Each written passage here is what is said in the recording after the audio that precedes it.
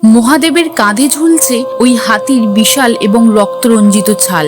এটা কোনো সাধারণ বস্তু নয়, এটা সেই মুহূর্তের সাক্ষী যখন ভোলানাথ তার শান্ত রূপ ত্যাগ করে কালেরও কাল হয়ে প্রকট হয়েছিলেন। পুরাণ মতে গজাসুর নামক এক অসুর নিজের তপস্যার জেরে অপার শক্তি পেয়েছিলেন। সেই শক্তিকে কাজে লাগিয়ে সে এক বিশাল হাতির রূপ ধরে মহাদেবের প্রিয় নগরী কাশীতে ধ্বংসলীলা শুরু করে। তার অত্যাচারে যখন পৃথিবী কাঁপছিল, তখন সেই মুহূর্তে স্বয়ং মহাদেব প্রকট হন তার প্রলয়ঙ্কারী গজান্তক রূপে। 8টি হাত আর চোখে সূর্যের তেজ নিয়ে মহাদেব মুহূর্তেই গজাসুরকে আকাশে তুলে এক আঘাতেই তার অহংকার মাটিতে মিশিয়ে দেন। শুধু তাই নয়, তিনি বিজয়ের চিহ্ন হিসেবে সেই হাতির চামড়া নিজের অঙ্গে জড়িয়ে নেন। এই ঘটনার পরেই মহাদেবের এক নাম হয় কীর্তিবাস।